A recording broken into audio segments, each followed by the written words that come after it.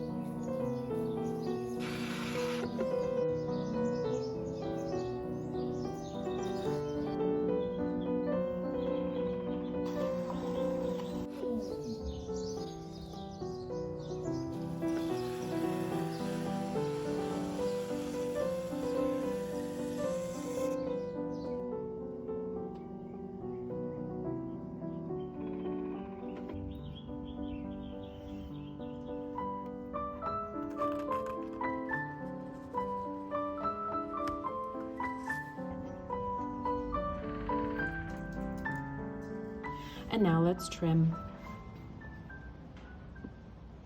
So after this has had a little bit of time to dry out, cut this off once again and flip it upside down and let it get to leather hard before you try to trim it. I like to use a bat that I just threw on. So this actually came from this piece, and after I cut it off, I didn't clean it. So this was centered. And then I've got these little rings around that are also centered. So I like to try and just match it up as best I can, and that saves me a little bit of time in the long run. Now go get some clay, preferably between plastic and leather hard stage. Sometimes if you'll play with these just a little bit, it will help that moisture to come out because we don't want it to stick to our vessel, just our bat. And when I'm forming these turds, our anchors, these are our clay anchors, our clankers. I think that's better than turds. Clankers. Okay, anyways, I like to form them a little bit high, and then I'll give them a little bit of a slight curve to match the curve of whatever I am attaching to the bat. See? So I've got my three. I'm gonna set those aside. And let's center this bad boy. Now you can do something called tap centering, which means that you let the wheel slowly turn, and as you see fit, if it is not quite centered, see how it's gonna touch my finger even though it's a little bit further away, it's not centered. So I would tap it according to where it is off center. So what I do is stop the wheel where it hits my finger and move the radius of the vessel the opposite direction. You can also make markings, like you can use your nail or a pin tool and hold it where my finger is, and then that way you're making a mark and you know exactly where to push it over. I don't personally like to do that because you've blemished the surface. Take your time. Centering is your foundation. If this is off, then everything you trim will be off. Just a tiny schmeegee bit. Oh yeah. That's good. Okay. So, going to take our tuds, our clankers, clay anchors. Gonna take those bad boys and we're just gonna push directly down. Again, not pushing too hard, just initially getting it set on the bat so that we are not accidentally moving our piece. And I'm not gonna push this all the way down. Don't push too hard the first time you go around. Holding our piece in place, just so you are not moving it whenever you push this into place, because sometimes you'll push this a little too hard and it will actually move your piece over from where you had it centered. Let's make sure that this is centered still, and it is. Now we kind of smush this further down into the bat where it sticks to the bat. A question that I have gotten from students in the past: no, you do not have to wedge this while you're using it as clankers. And sometimes I will just push this into the top just a teeny tiny bit. We are not mushing because denting your clay is never a good thing. Okay, let's see. Still centered, and let's give it the wiggle test.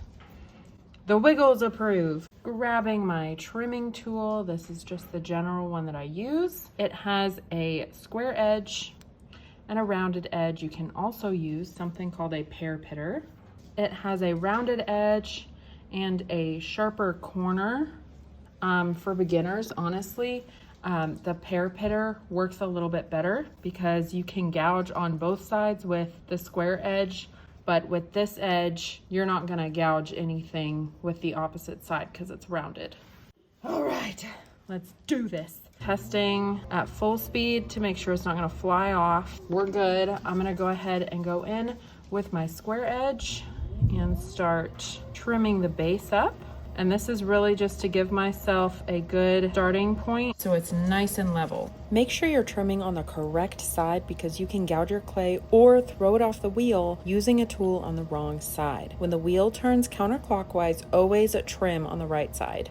Okay, see how this is uneven on the sides here? That's partially because I just smoothed it out and I was basically pushing the clay outwards. And the easiest way to fix that is to take your square edge and just kind of curve it out. I am now going to go in with my rounded edge and I'm going to trim the sides. I am always making sure that the wheel is turning before I ever touch this with my trimming tool or anything else. Making sure that I am not going too far down because of course you cannot trim past your clankers. I've been calling them turds for too long. You can't move past your clankers.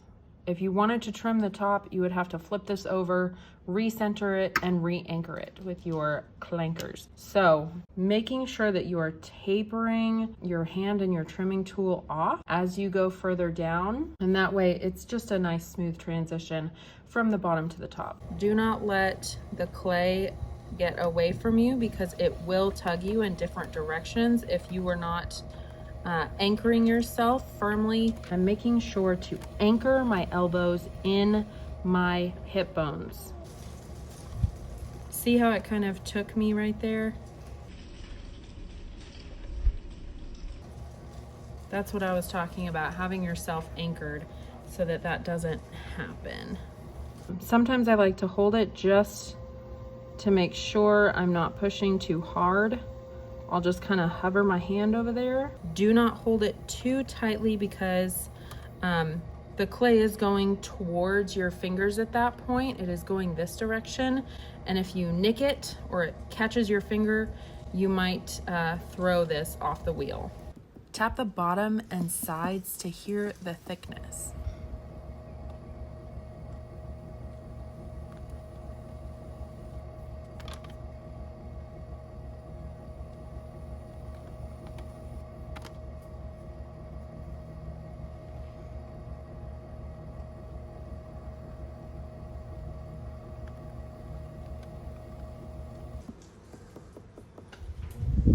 could stand to go just a little further. Now, when I was teaching ceramics in the high school setting, I would teach them how to trim a foot.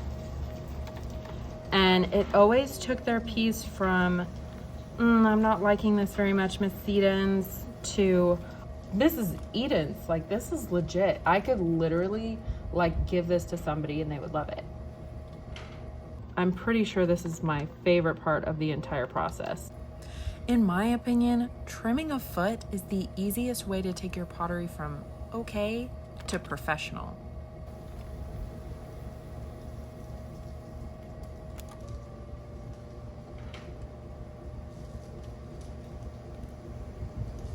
If for some reason you have to trim more of a foot off, go slowly. When you trim this, do it with the round edge.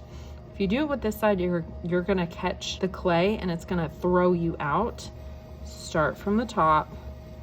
Now, when I'm making that corner, what I'm talking about, I have this at such an angle where it's cutting the bottom here and cutting the side here.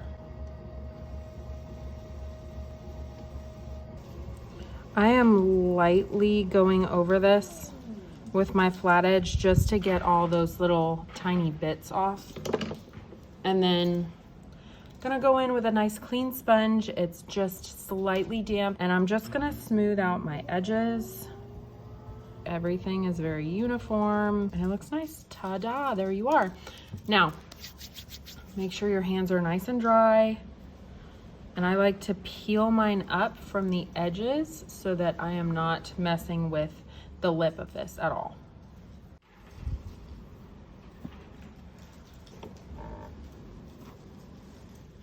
And voila! So you made it to the end of the video. Thank you so much for watching. As per usual, I've dropped my social medias in the description box below.